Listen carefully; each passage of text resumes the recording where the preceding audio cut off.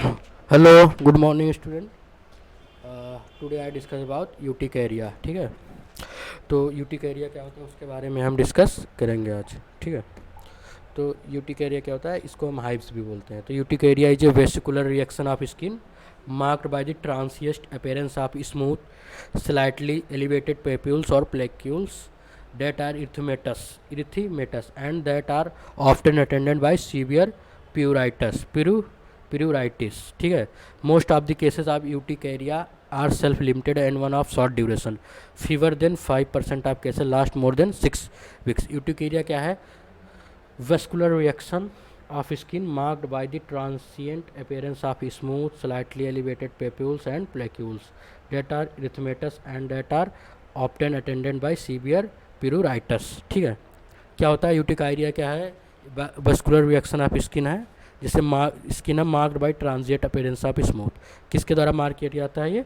Transient appearance of smooth slightly elevated of papules. कल हमने आपको बताया था पेप्यूल्स क्या होता है? फ्लैट लेजियन होता है जिसका डायमीटर कितने से कम होता है? 1 मिलीमीटर से, लेस देन 1 मिलीमीटर डायमीटर कम होता है, उसको हम क्या बोलते हैं? पेप्यूल बोलते हैं और प्लेक्यूल्स बोलते हैं। ठीक है, that are erythematous and that are often attended by severe pruritus. ठीक है, प्यूराइटस।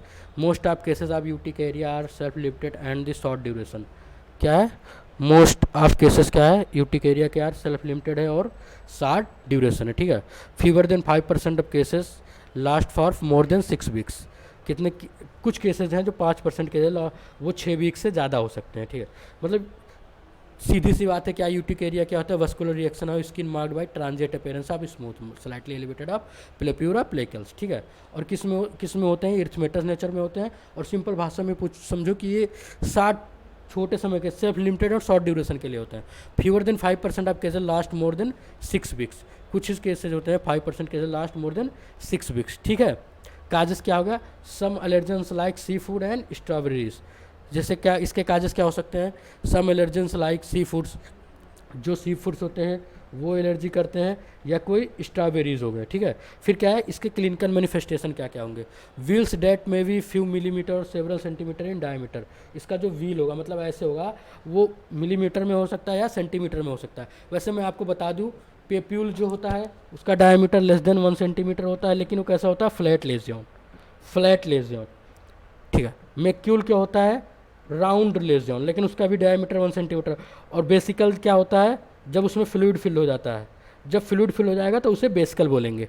ठीक है, और white colour, white and red with और विदाउट रेड फ्लेयर। ठीक है, कलर कैसा होगा? वाइट और रेड, विथ और विदाउट रेड फ्लेयर। ठीक है, फिर क्या है? May last a few minutes और several hour and may change shape. क्या होगा?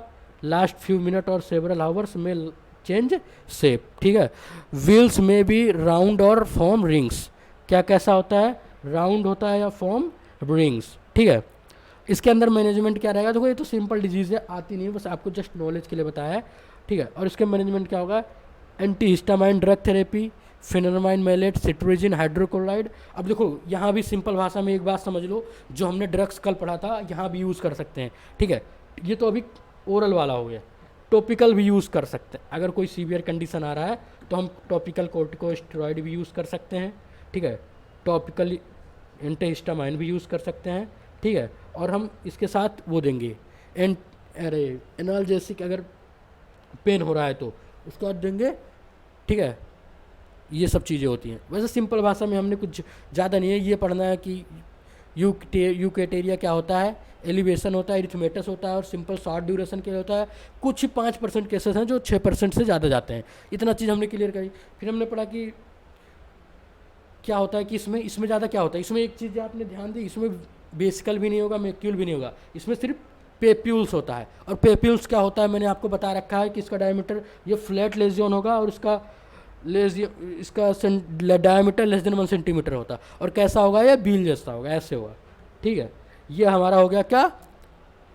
पेप्यूल्स। अरे पेप्यूल्स के बारे में हमने पढ़ा। फिर इसमें क्या हमने देखो यहाँ पे ड्रग दिया, एंटी हिस्टामाइन ड्रग दिया, एंटी एलर्जिक, यस एलिया लेविसिडजिन या सिडजिन। इसमें हम टॉपिकल भी यूज़ कर सकते हैं, जैसे मैंने आपको बताया एंटीबायोटिक भी यूज़ कर सकते हैं। एंटीवायरल भी यूज़ कर सकते हैं, कोई सा भी यूज़ कर सकते हैं, ठीक है। अब हम पढ़ेंगे क्या होता है कि पेस्टुरियोसिस। पेस्टुरियोसिस सिंपल सी भाषा में कल जो हमने पढ़ा था हाइपर सेंसिटिविटी रिएक्शन आपने पढ़ा था, आपको ध्यान होगा, आपको ध्यान होगा कल हमने पढ़ा था। तो पेस्टुरियोसिस कैसी डिजीज़ है? ऑटो इम्यून डिजीज़ है, ऑटो इम्यून डिजीज़ है, ठीक है, ऑटो इम्यून डिजीज़ है, ठीक है। Disorder characterized by patches of abnormal skin that are typically red itchy and scaly patches, ठीक है। अब भाई देखो सिंपल सी भाषा में ऑटो इम्यून डिजीज़ है तो क्या होगा, यहाँ पे क्या होगी कि हमारी जो एंटीबॉडी है वो हमारी बॉडी है वो हमारे स्किन पे अटैक करने लगेगी, हाइपर एक्टिव हो जाएगा हमारा इम्यून सिस्टम। और हमारा इम्यून सिस्टम जब हाइपर एक्टिव होगा तो किस पे अटैक करने लगा? अब वो तो बहुत सारी, देखो ऑटो इम्यून बहुत सारी डिजीज, जैसे ग्रेव्स डिजीज सुना होगा हाइपोथायरॉयडिज्म में, हाशिमोटोस डिजीज हाइपोथायरॉयडिज्म में, ये कैसे ऑटो इम्यून डिजीज है। तो ऑटो इम्यून डिजीज क्या, इम्यूनिटी सिस्टम में एक्टिव होता है और अपनी जो सेल है उसको डिस्ट्रॉय करने लगता है। तो यहाँ पे ऑटो इम्यून एक्टिवेट होगा और क्या, स्किन पे अटैक करने लगेगा। किस पे अटैक करने लगेगा? स्किन पे।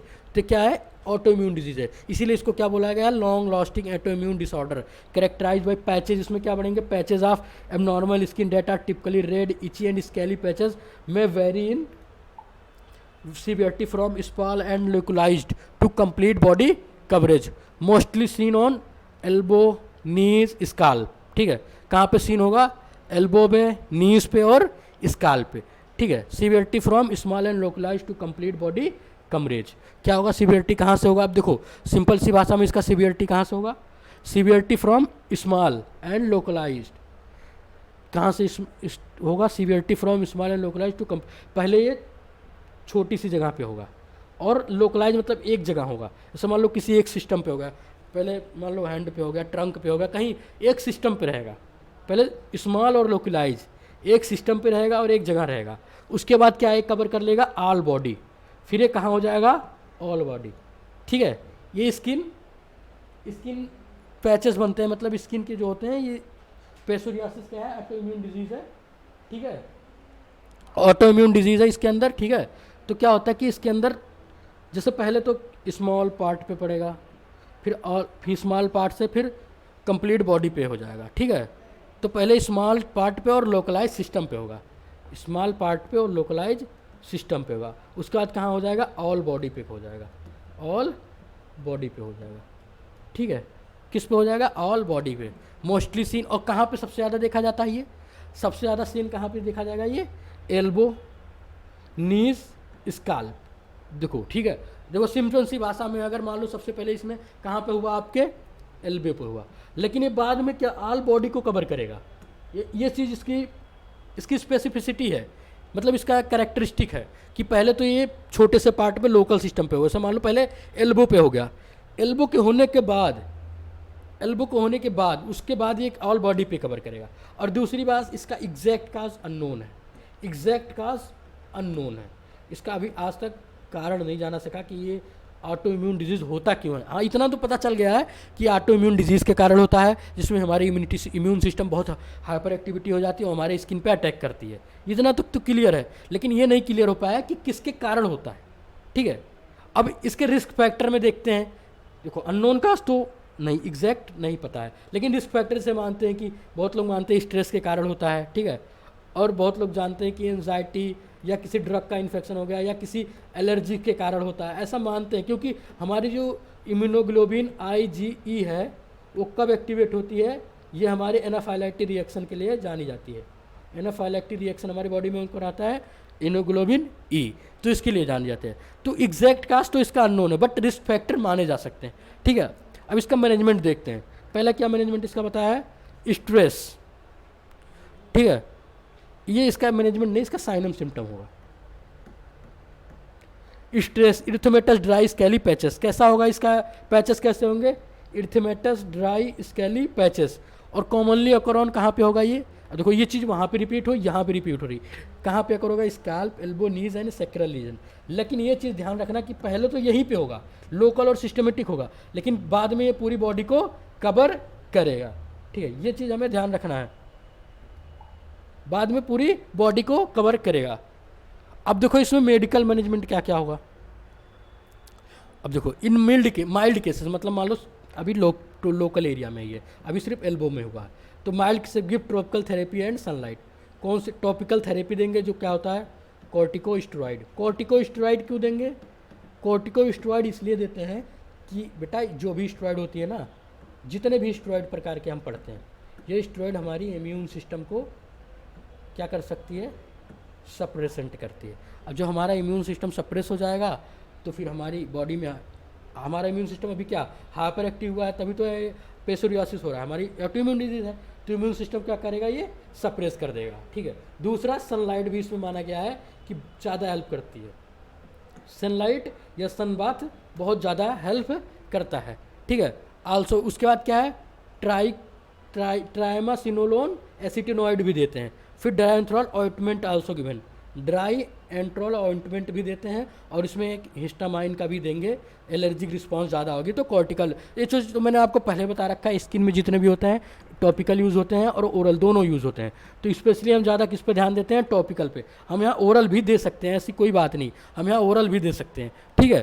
तो आज हमने 2 डिजीज़ डिस्कस की। देखो आज डिजीज़ बहुत छोटा था, इसमें कुछ है नहीं ज़्यादा, कुछ आपके एग्जाम में आएगा भी नहीं, अगर 60 नोट में आ सकता है तो आएगा। तो हमने पहली डिजीज़ क्या है, यूटिकेरिया। पहले हमने यूटिकेरिया का डेफिनेशन पढ़ा, उसके काजेस पढ़े, उसके साइनम सिम्टम पढ़ा, फिर उसके हमने मैनेजमेंट पढ़ा। यूटिकेरिया में एक चीज़ स्पेसिफिक थी, क्या उसमें क्या सिर्फ हो रहा था, उसमें सिर्फ पेप्यूल्स हो रहा था। ठीक है। यूटिकेरिया में क्या हो रहा था, सिर्फ पेप्यूल्स हो रहा था।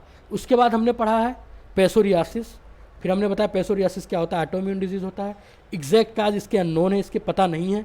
फिर हमने इसके साइनम सिम्टम पढ़े हैं, जिसके स्ट्रेस भी हो सकता है। ठीक है।